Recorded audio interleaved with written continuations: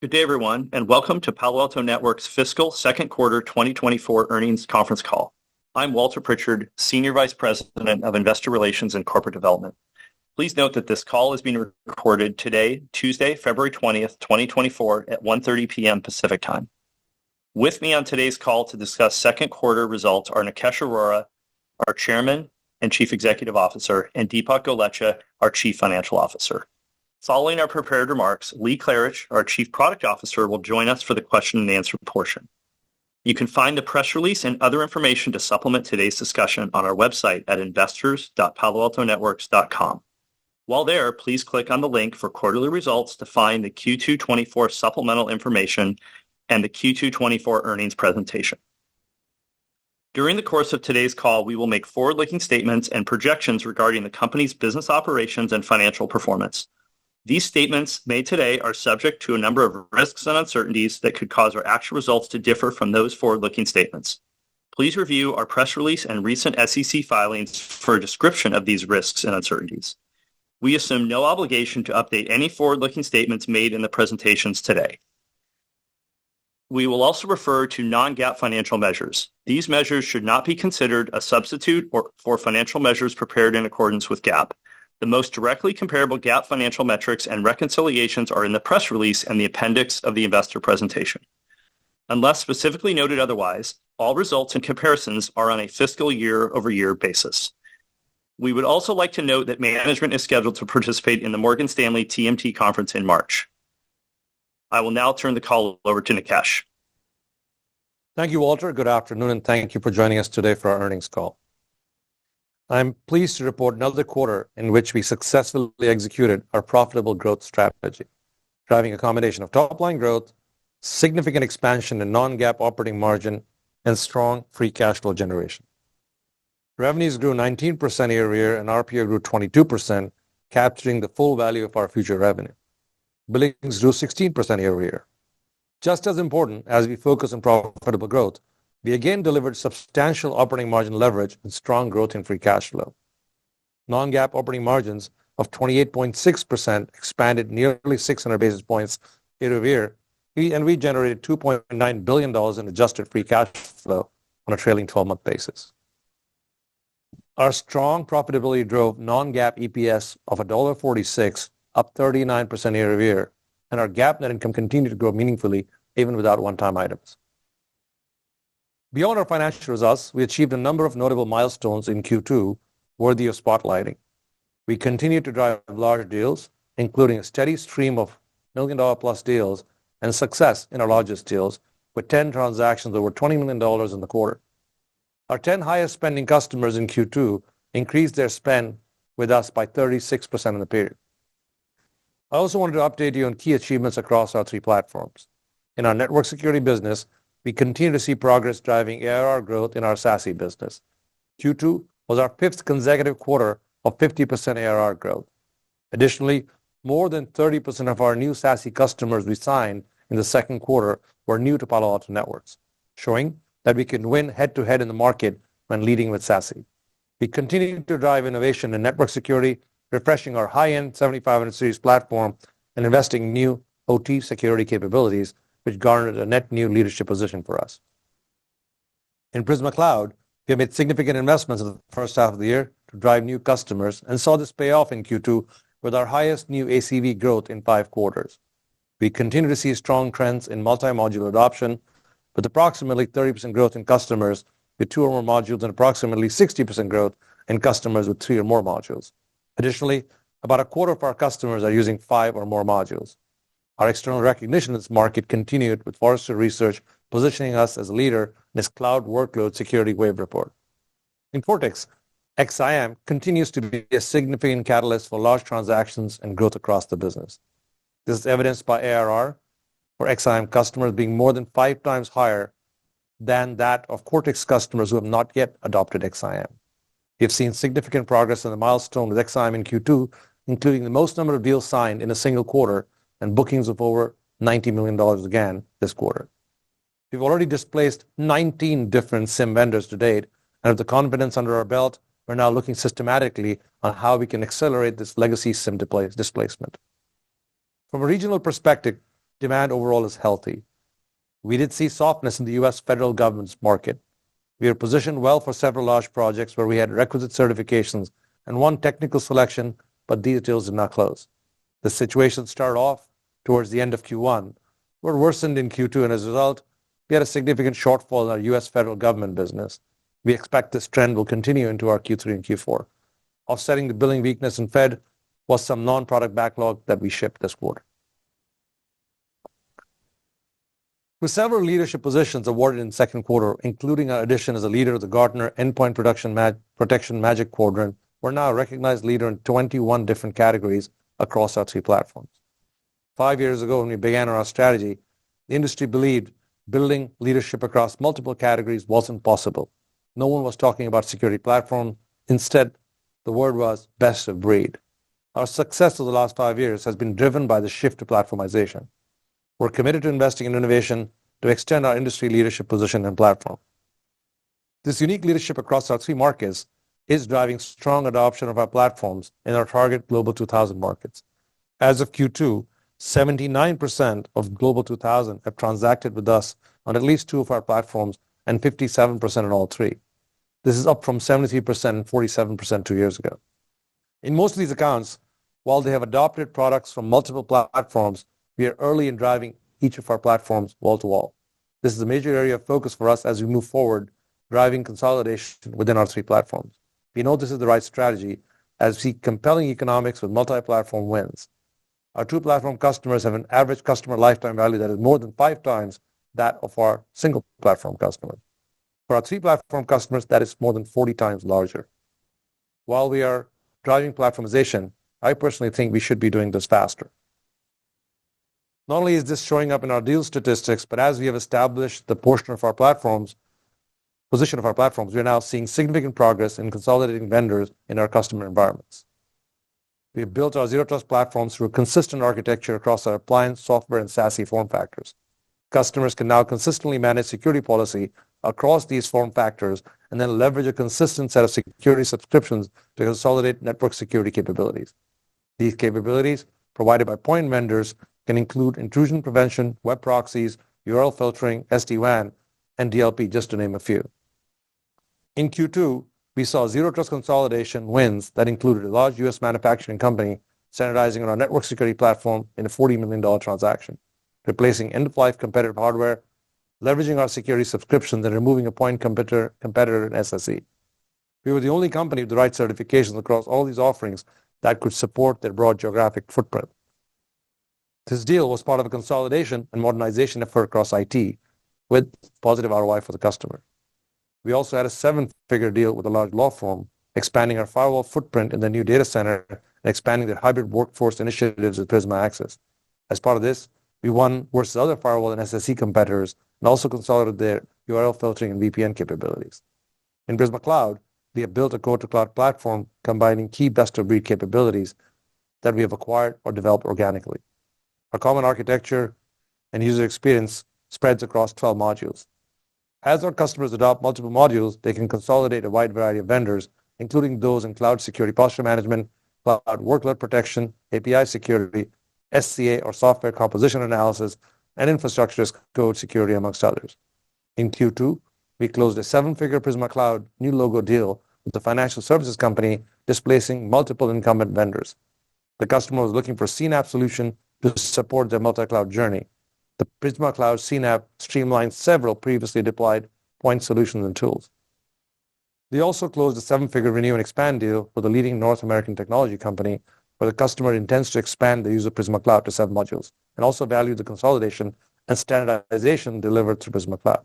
Finally, in our Cortex platform with our autonomous security operations platform, XIM, we were able to establish our offering, which has enabled us to accelerate our platform value proposition with Cortex.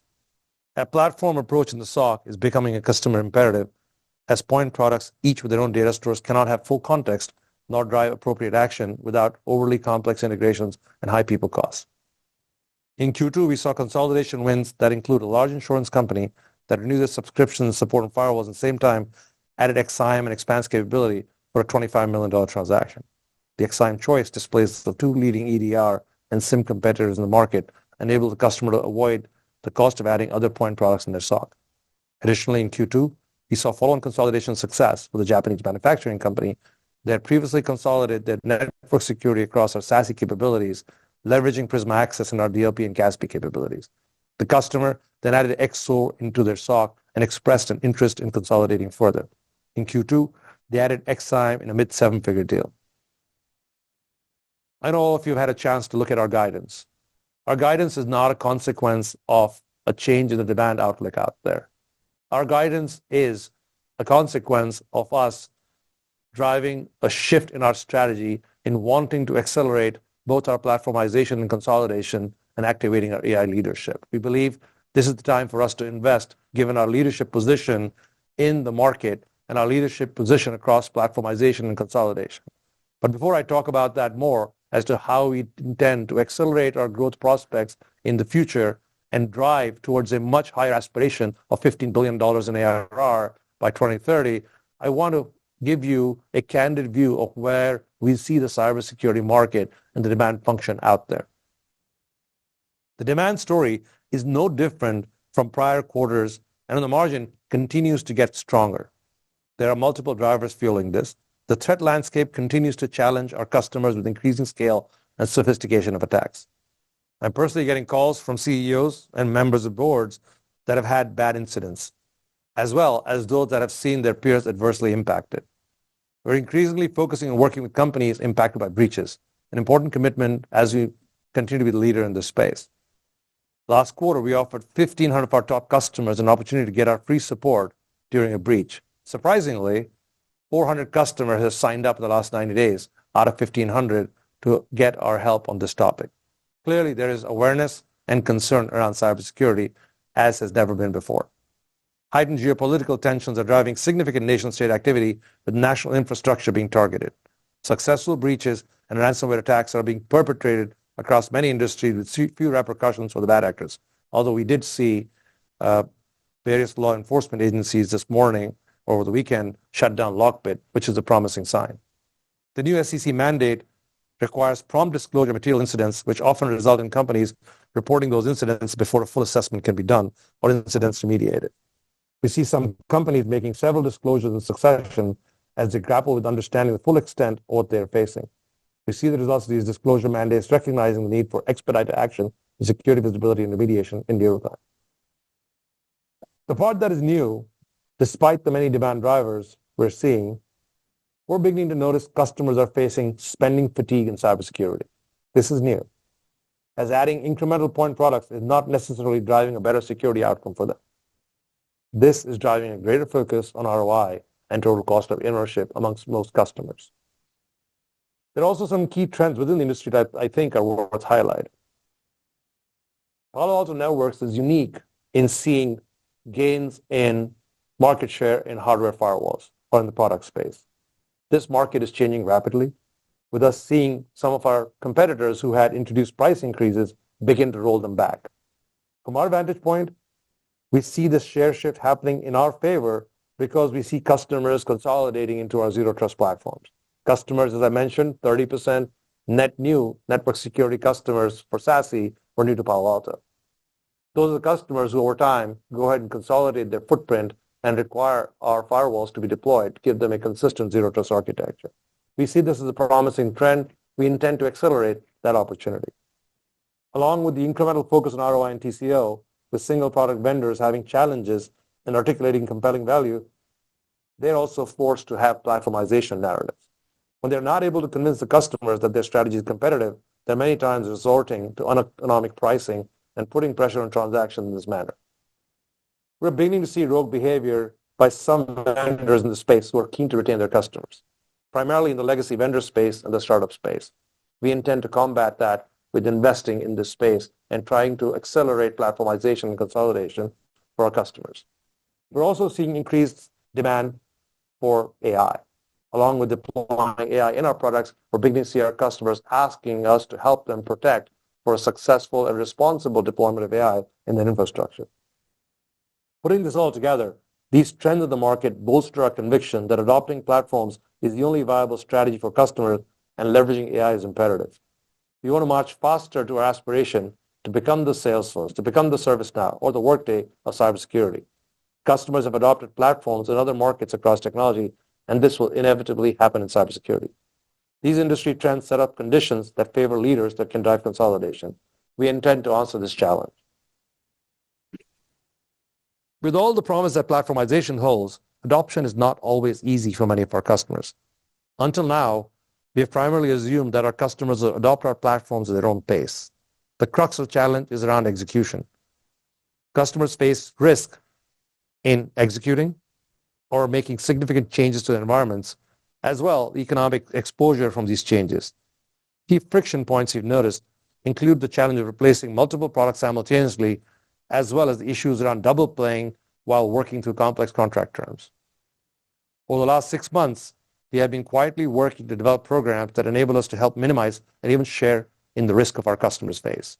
You will see us tomorrow launching a significant number of platform offers to our customers to help drive this consolidation and platformization strategy.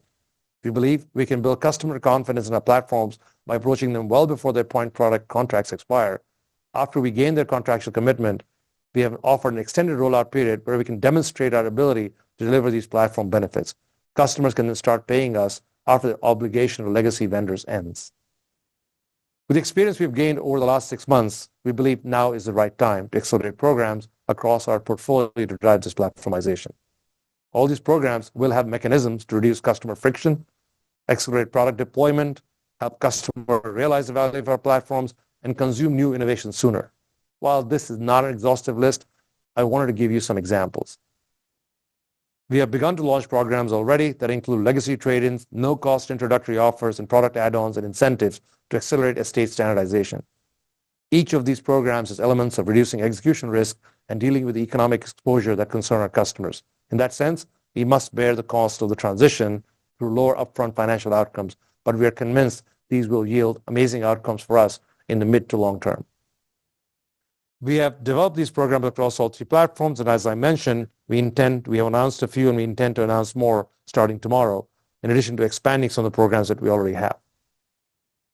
Given this is an investor call, and you're all focused on these numbers, I want to provide you a high-level understanding of the aggregate impact we expect this will have in the medium term and long term. I will then have Deepak talk more about this in his section and explain this much more eloquently and elaborately. We expect a typical customer entering into a platformization transaction will not pay us for our technology for a period of time.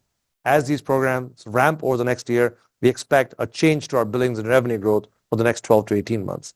As customers move into the period where contracts have full billing and revenue contribution, we expect to see an acceleration in our top-line metrics. Beyond this dip and acceleration in our top-line metrics, we believe we can sustain higher growth rates for longer, driven by sticky and broad platform relationships with incremental customers, allowing us to aspire to a goal of $15 billion in next-generation security in 2030. We also expect to achieve our transformation to a business with greater than 90% recurring revenue and industry-leading non-GAAP operating margins in the low to mid-30s. As Deepak will explain, we believe we can do this in a financially prudent and strong manner. Talking about bigger platforms and ARR aspirations cannot be done today without talking about AI. We have been working on AI for a long time as a company. However, we did accelerate our efforts with the arrival of generative AI. I personally believe AI is going to be one of the biggest inflection points in technology in over a decade, and likely, more importantly, to significantly increase the total addressable market in cybersecurity. Gartner predicts by 2027, $300 billion will be spent on AI software. This AI juggernaut continues to bring several challenges along with it from a security perspective. Multiple vectors of attacks, ranging from phishing to malware to nation-state activity, and inflected negatively due to AI. Furthermore, customers are evaluating dozens of co-pilots type offerings for their end users where security is not necessarily front and center. We see 3 discrete opportunities to drive additional growth in cybersecurity through AI, and we have internally put pen to paper to understand this opportunity, and we're in alpha or beta stages of many of these across our product capabilities. First, organizations are concerned about their employees' access to AI in an insecure manner. Whether the consequences are unintended leakage, open source, or other data models tampering, or AI-driven phishing, we see an opportunity to add value across the growing volume of users we secure. We currently secure north of 100 million users and their access to applications, both in the public cloud and in the data center. We expect each of these users is an opportunity for us to deliver an AI security sub for them. We believe it's a $3 to $5 billion opportunity over the next 5 years. Secondly, organizations are increasingly deploying AI-related workloads in the cloud, just like they need to understand the overall security posture of their cloud estates and expeditiously identify and remediate issues. They must do this for AI-related workloads. We believe this in itself is a $5 to $6 billion opportunity in the next 5 years. Lastly, network traffic will increasingly have an AI context with interactions and transactions between applications and AI models. Our more than 500,000 installed firewalls is the perfect place to inspect this traffic. We believe this is a $5 to $6 billion opportunity in the next 5 years. Overall, this combined $13 to $17 billion opportunity drives our conviction that investing in AI and maintaining our leadership can help us accelerate our growth towards $15 billion by 2030. Beyond the large opportunity, we also believe we are uniquely positioned to garner our fair share of the STAM. Our proprietary data and large technology footprint is a significant advantage in driving AI outcomes. We've already seen the early benefits of this AI in our newly developed product offerings. In Q2, our AI offerings, which include XSIAM, Autonomous Digital Experience Management, or ADEM, and AIOps, crossed the $100 million in ARR milestone. We are possibly the first security companies to cross $100 million ARR in AI security. This is above and beyond the AI capabilities we have embedded across all of our platforms, including our advanced subscriptions and our code-to-cloud platforms. Our co-pilots are in alpha, are in the hands of leading customers who are giving us feedback before we move to general availability. Looking forward, we have aggressive plans to roll out additional AI-based offerings by the end of this fiscal year. We have plans to offer 3 new product offerings, one to address each of the STAMs I talked about. Before I wrap up and pass it on to Deepak, I'd like to summarize. We have established our platformization notion, our clear industry leadership position with our best-of-breed platforms, and the industry trends convince us we're in the best position to capitalize on this early trend and now focus on the next phase of cybersecurity, which is going to be all about consolidation. One of the hardest things to do is to change a strategy that is working. We have spent time understanding how to accelerate our strategy further.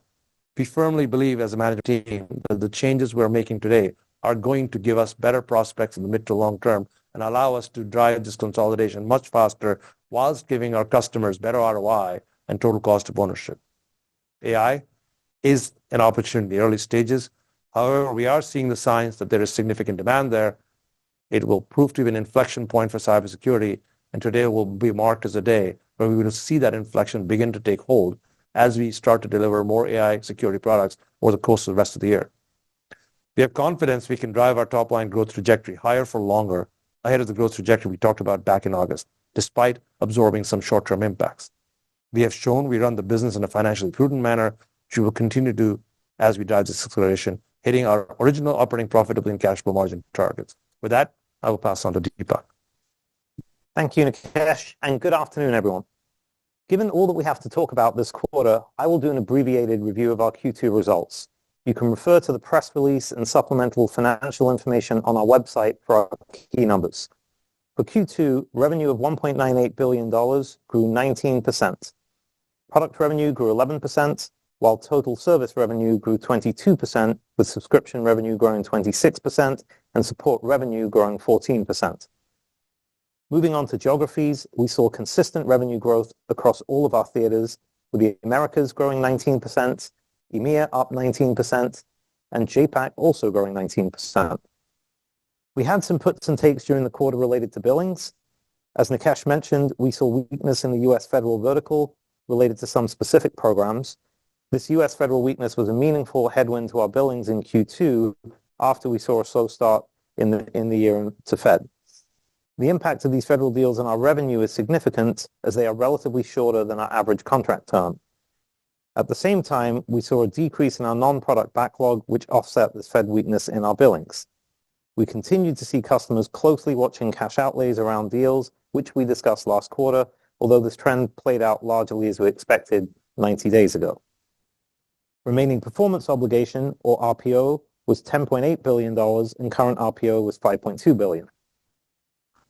You likely noticed that our GAAP EPS was $4.89 and GAAP net income was $1.75 billion. These benefited from a $1.5 billion release of a tax-related valuation allowance. This was a one-time item in fiscal year 24, which has been adjusted out of our non-GAAP results. This amount also does not impact our cash taxes.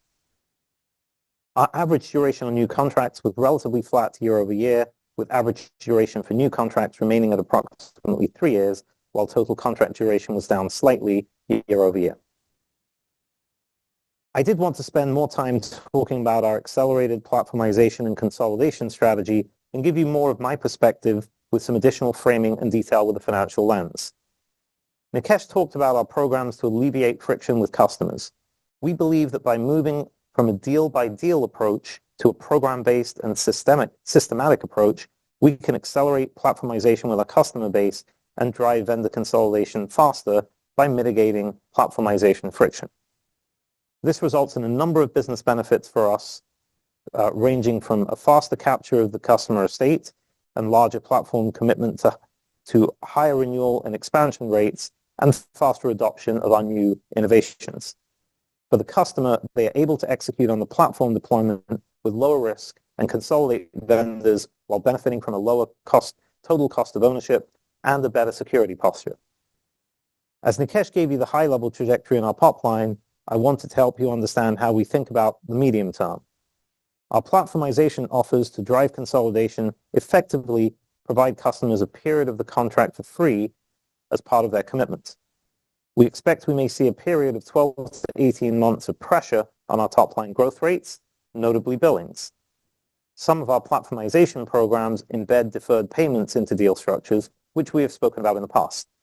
We expect this will persist through fiscal year 25 as we anniversary the rollout of these programs and result in billings below the target we provided in August of 2023. Beyond this period, we expect we can sustain higher growth than we provided in these targets in August. From an NGS ARR perspective, we expect less impact on our year-end metrics, and we expect we can continue to meet or exceed our target, which called for 30% growth rate through fiscal year 26. As Nikesh noted, we are establishing a long-term target of $15 billion of NGS ARR in fiscal year 30. Underlying this trend, we expect customers deploying our full set of platforms to have a higher makeup of NGS products. These offerings tend to be deeply installed in our customers' infrastructure, and once a customer deploys the platform, it's easier to continue to consolidate vendors and adopt new innovations. We expect this to drive a significant increase in our overall revenue mix that is recurring. From a revenue perspective, we expect to see less pressure on revenue as compared to billings. Generally, we see a lag in changes in our revenue growth versus our billings growth, and we expect that this will happen here as well. As Nikesh mentioned, part of what gives us confidence to execute on the strategy, and especially to do so now, is our success in driving profitable growth. As we embark on a strategy that we expect will negatively impact the top line in the short term, we have significant confidence that our business scales well, and we can continue to see operating leverage from a number of drivers. As I have mentioned multiple times before, we scale well across every line item of our P&L, ranging from customer support to cloud hosting to sales and marketing to G&A. And we've seen significant payoff from focusing on internal efficiency across all areas of the business. Let me give you some specific examples for Q2. First, in cloud hosting, we signed a significant extension with our primary cloud provider.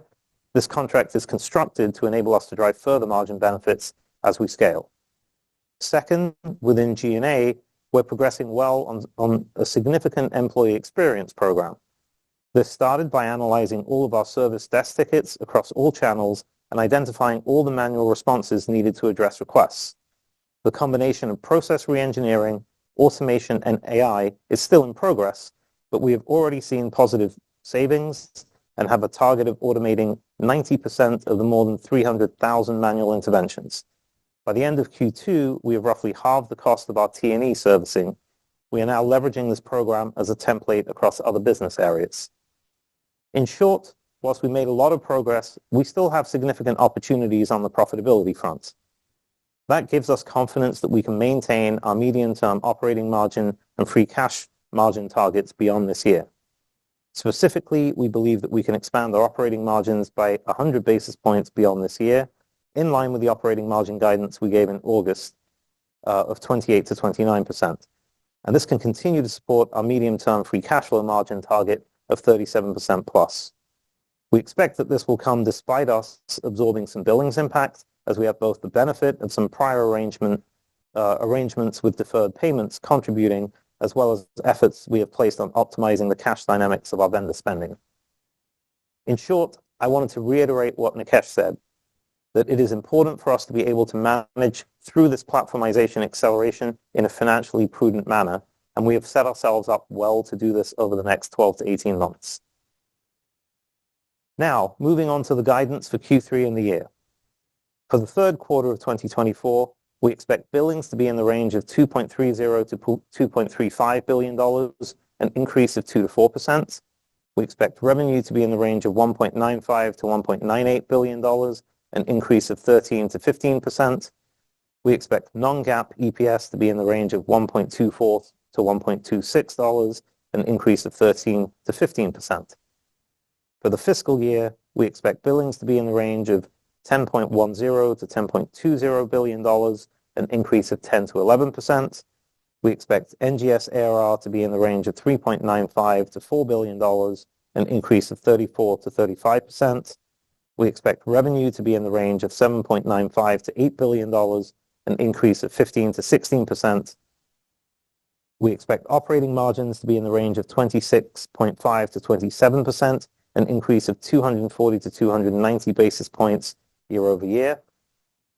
And we expect non-GAAP EPS to be in the range of 5.45 to 5.55, an increase of 23 to 25%.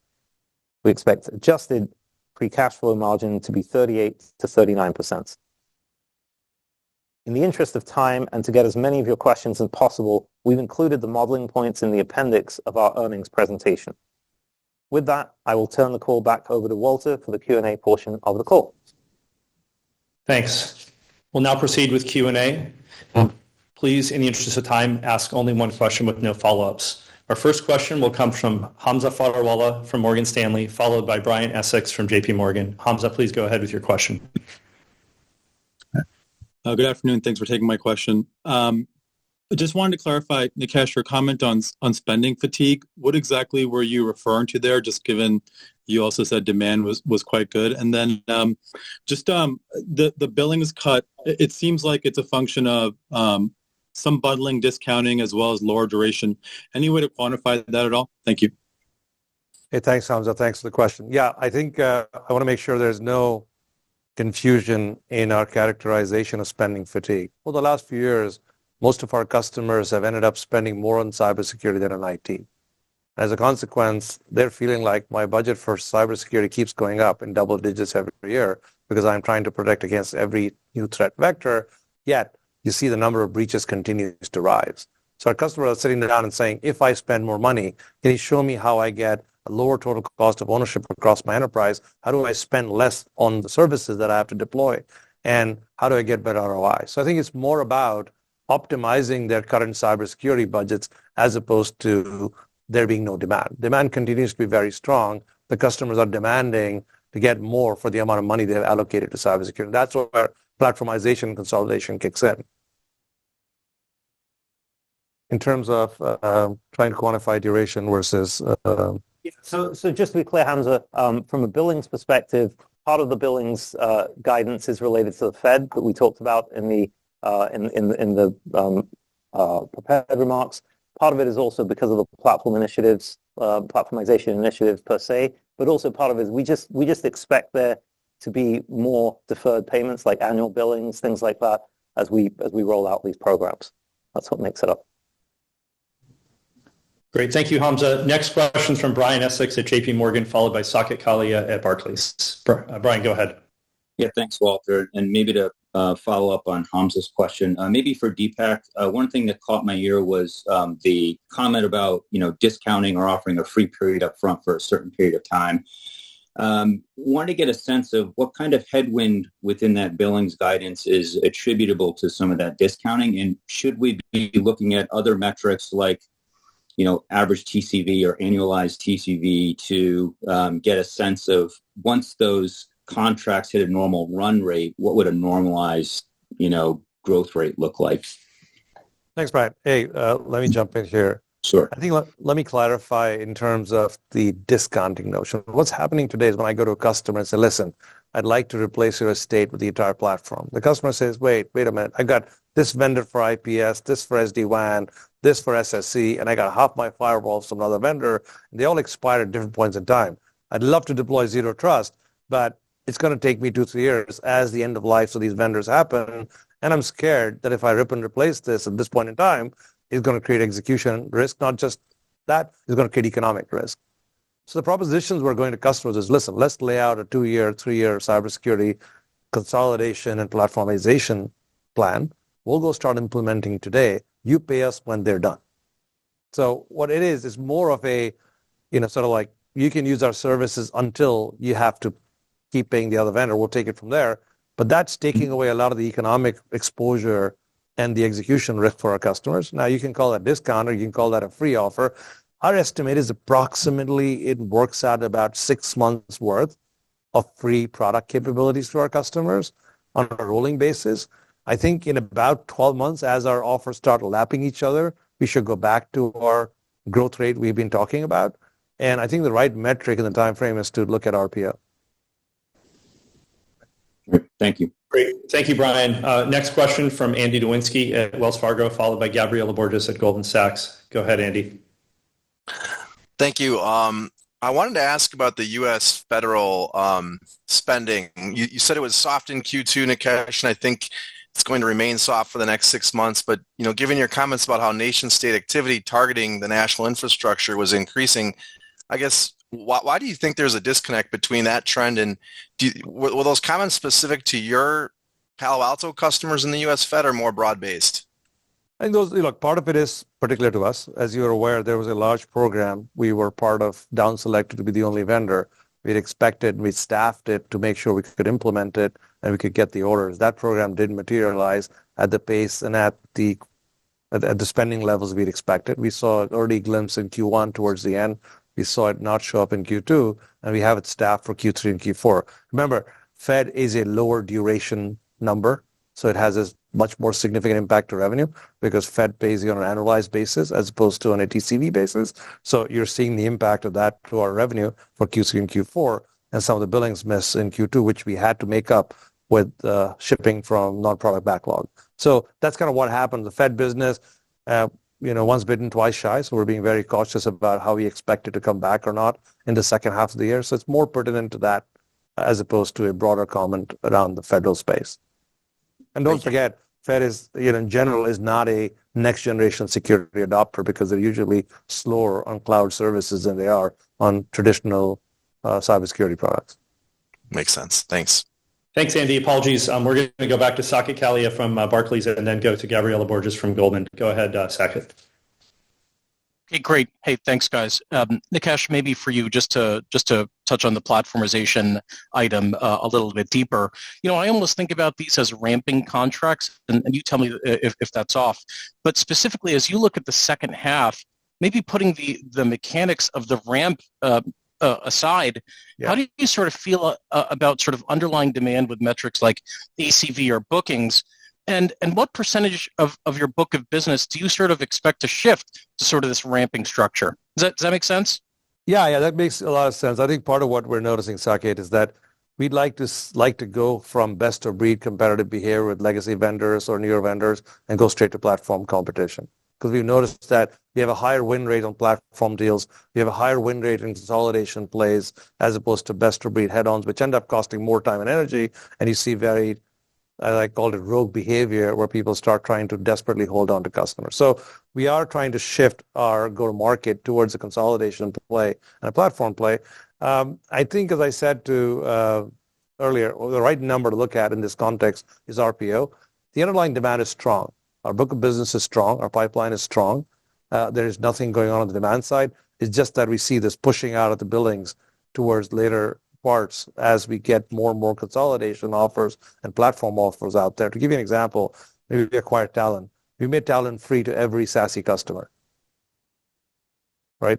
Instead of going and trying to upsell that to every SASE customer and run the risk of running into POCs with other secure browsers, we've decided to give it away free for the next 12 months until the customer's renewal comes up. Now that has a billing impact in the 12 months time frame and a revenue impact. However, at the end of 12 months, all these will be renewed because our aspiration is to get 50% of our customers to use the enterprise browser. It's one of the best products we've acquired.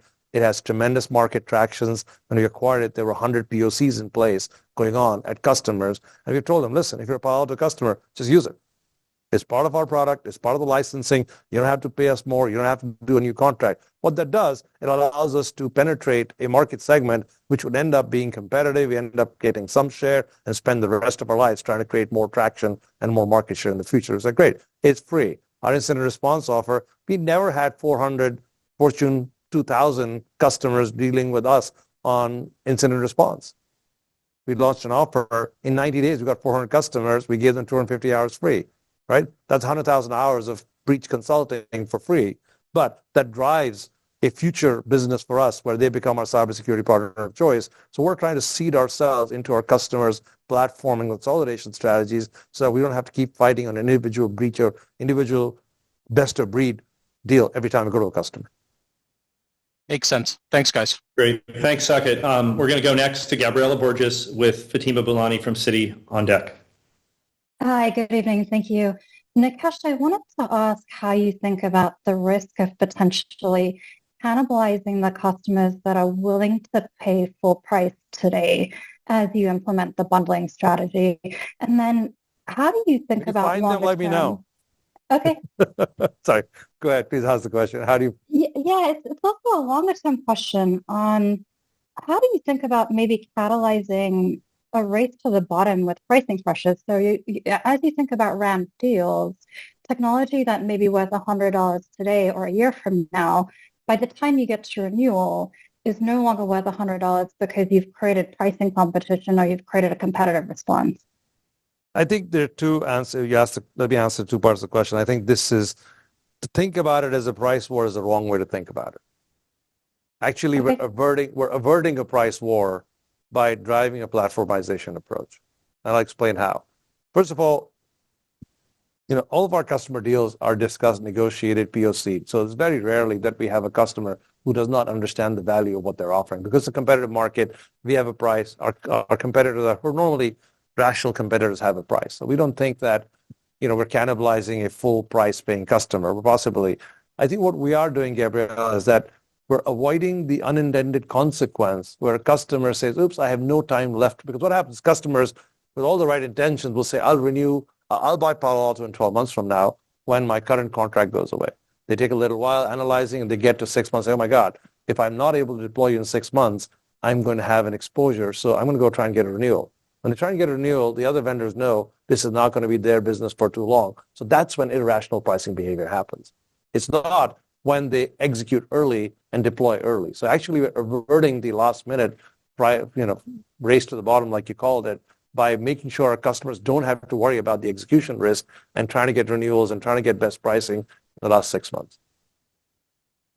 Thank you. Great. Thanks, Gabriella. Next up is Fatima Boolani from Citi, and after that, Roger Boyd from UBS. Hey, good afternoon. Thanks for taking my questions. Nikesh, on the platformization strategy, I was hoping you could drill into what the catalyst was for this to be a mid-year change. What were you hearing from customers where you said we've got to pull the trigger in the middle of the year because it's admittedly atypical?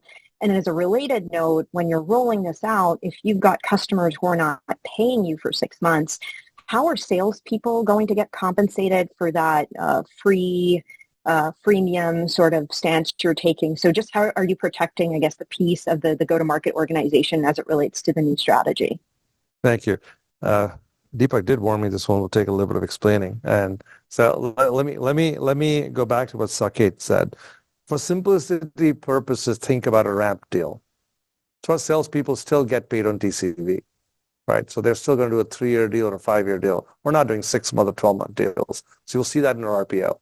You'll still see us doing ramp deals where the first 6 months may not be charged, but the next 4.5 years is, or next 2.5 years is. So our salespeople will get paid on the TCV deals like they get paid today. Right, that's not a problem. I think that's the best way to think about it. And I'm sorry, there was another part that I missed. I apologize. Why now? Just the impetus of it being the impetus, Fatima, is fascinating. Like we've managed to double our business in the last 5 years. And for us to get to a double from here and more, we've had to step back and say, what do we do? We got 21 categories where we're best in breed. And we realized we're still fighting best of breed deals while we should be selling the platformization strategy. And we realized selling the platformization strategy, which we have been for the last 6 months, as we said, we've been trialing this out. We've been running this play for the last 6 months. We're discovering when we go in with a platform approach, we win more often than if we go in with the best of breed only.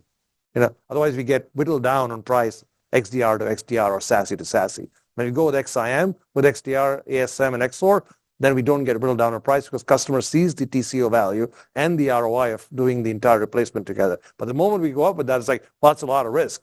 I got to replace everything in the next 6 months. I'm not willing to commit. Let's go one at a time. When they go one at a time, I get whittled down on price with a legacy vendor. Great. Thanks, Fatima. Next up, we have Roger Boyd, and after that, it'll be Jonathan Ho from William Blair. Great. Thanks for taking the questions. Another follow-up on the platformization. But as you get more accommodative on some of these offerings, more aggressive on discounting, what are you expecting to see from a contract duration perspective? It sounds like the focus is going to be on RPO, but are you expecting to see contract duration actually extend in exchange for some of this economic flexibility? Thanks. I think that's a great question. I think the way to think about it is that we still have two parts to our business. We'll still have the regular part of our business, which is still going and competing best of breed. We expect that business to continue. Remember, this platformization really applies to where customers have the opportunity to consolidate and platformize. There are still many who are different parts of their cybersecurity journey or their IT journey. So to the extent that we are dealing with a customer who's willing to consolidate with us, you will see contract durations go up. Because we're not going to do this if you're not going to get a commitment for a 3 to 5 year deal, because it does not behoove us to do those deals if you don't see a long-term commitment of the customer, because we are going to be consolidating multiple security products with them and working with them to implement them across the enterprise. Great. Thank you. Next question, Jonathan Ho from William Blair, and after that, we've got Adam Borg from Stifel. Great. Thank you for taking my question. I guess one thing I'm trying to understand a little bit better is, does this ability to standardize on the platform give you something similar to what Microsoft has done with their E5 bundling to sort of force customers or package very attractive terms for customers to switch? And I guess how does that maybe play out in terms of a customer's willingness to commit to a single vendor platform? Thank you. That's a great question, Jonathan. Very apt question. Look, it allows us to do a much better job of putting stuff together across our portfolio, as opposed to having to do each of these deals on an individualized basis. So you're bang on the idea that this consolidation benefits us and allows us to drive towards that platform much faster. That's helpful. I think it also gives us financial flexibility in terms of pricing deals. That's also very, very important, very true. But I'll give you an example, right? Just this morning, I was on the phone, and a customer is trying to buy an IoT capability. Independently, that IoT capability is going to cost them north of $5 million. They already have our firewalls. We allowed them to activate IoT off our firewalls, which cost us a lot less than $5 million. But that allowed them to consolidate. And now when the renewal comes up in 6 months or 12 months, they're going to be able to renew for a higher amount. So that degree of flexibility that we can offer our customers, where they don't have to go end up spending more and building yet another vector that they have to go consolidate in the future, is what we're trying to drive to. Great. Thanks, Adam. Next up is Keith Bachman from BMO, followed by Tal Liani at BofA. Hi, thank you. You confused me, Walter. I think, Deepak, for you, you mentioned we certainly have the billings guide for Q3 and then implied for Q4, something like 10%. And you indicated that this was going to be a 12 to 18 month sort of impact as you try to anniversary consolidating spend. But is there any trough or any way to think about FY25? I mean, is it still double-digit billings growth that we should be thinking about, or any kind of metrics on how you think about the 12 to 18 month impact where you're trying to anniversary the program?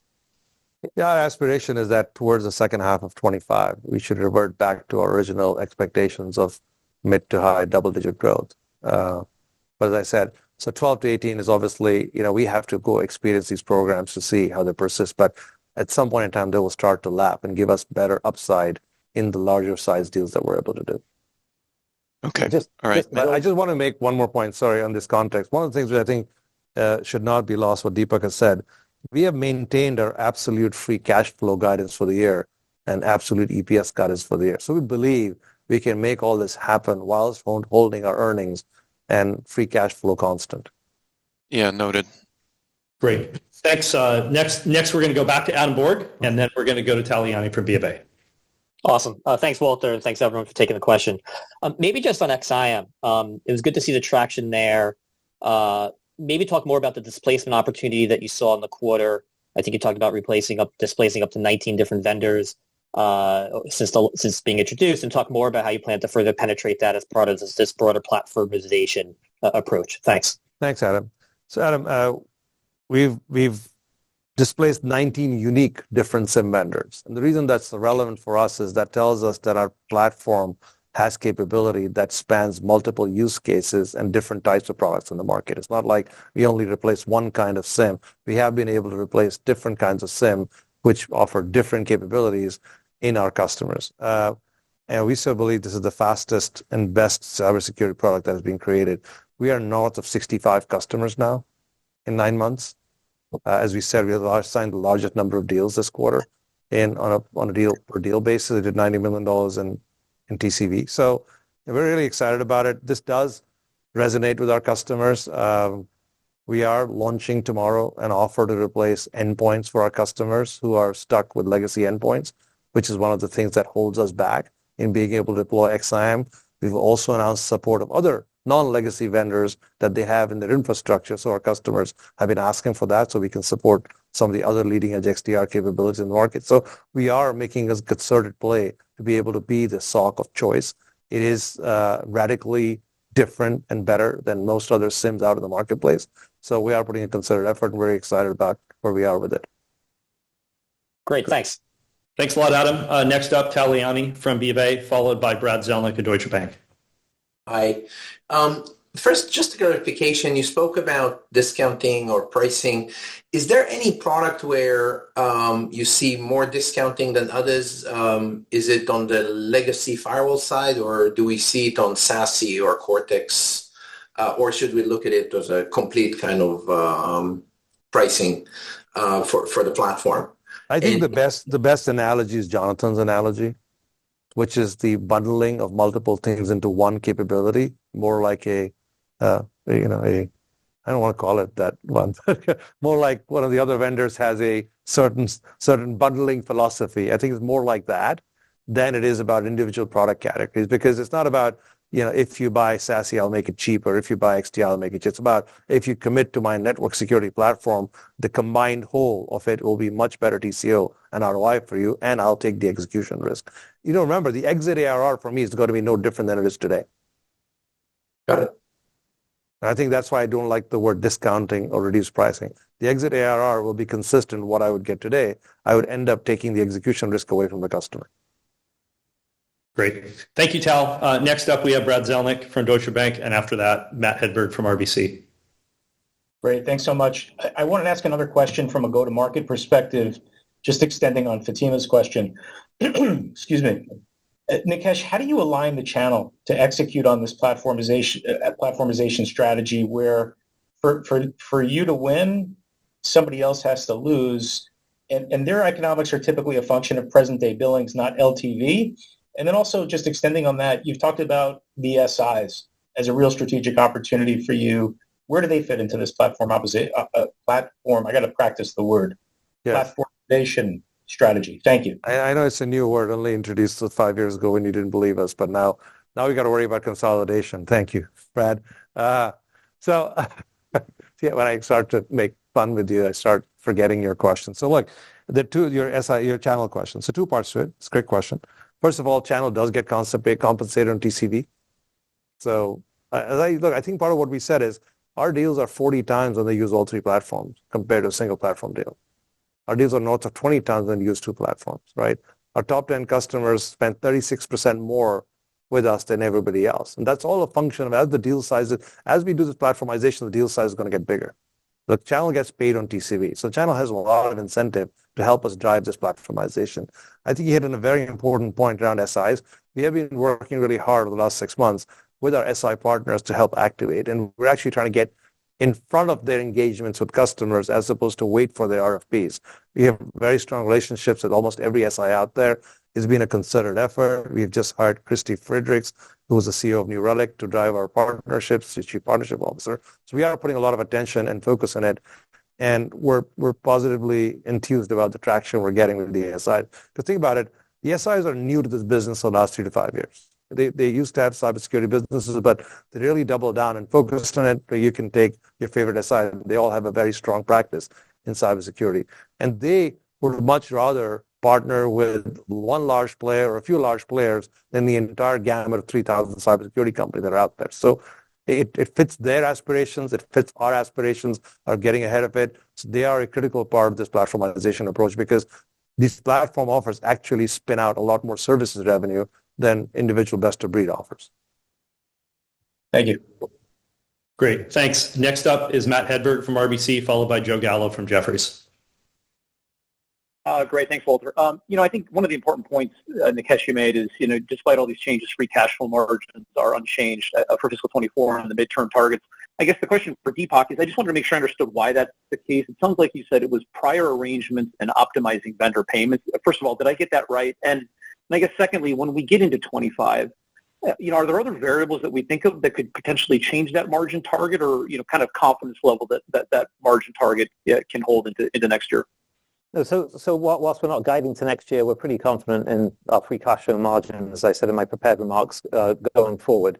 Just to be clear, the thing that buttresses our free cash flow margin the most is our operating margin.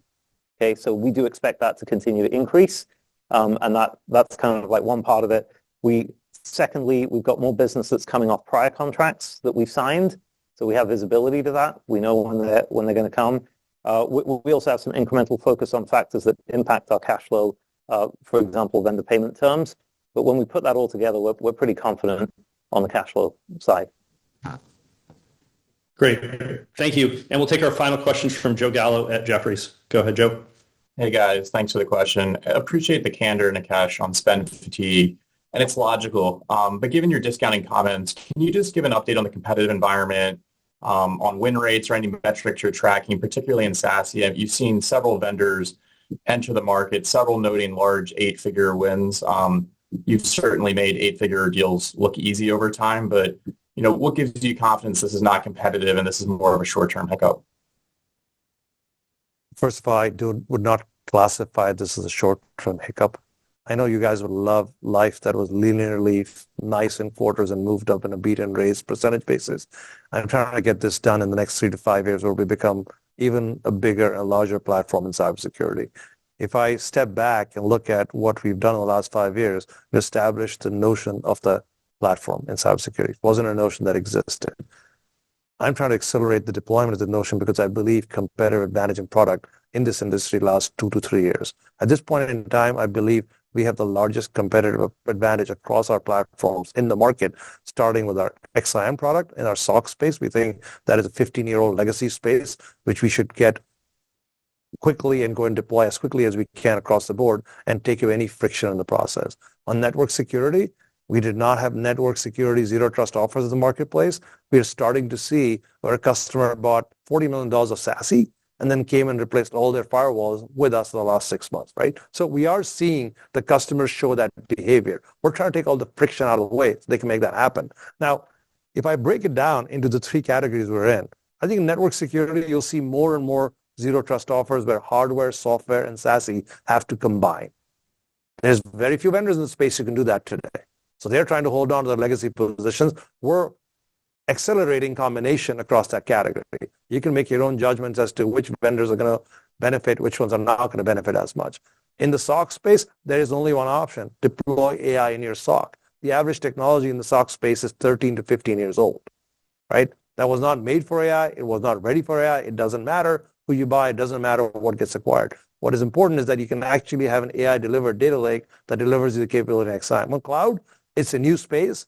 we're beginning to see what's fascinating is for us, our best cloud customers are the ones who are delivering SaaS software to their customers. So you take the large platform players, they use our cloud security because they understand the need to have an integrated cloud platform. So we have green shoots, we have trialed this. This is the time for us to double down and accelerate. That's what we're doing. It's not a hiccup. Makes sense. Thank you. Great. Thanks, Joe, for that last question. With that, I'll pass it over to Nikesh for his closing remarks. No, I know this was exciting for all of you guys, even more exciting for us. We are committed. We believe this is the right way forward. We believe this is the way we can deliver a faster platformization, a faster way to consolidate the industry into a platform. We hope that in the next 5 years, this allows us to double our business from here, which is why I'm here. I want to say thank you to all of our employees, all of our partners, and of course, all of our partners, and of course, all of our partners, and of course, all of our partners, and of course, all of our partners, and of course, all of our partners, and of course,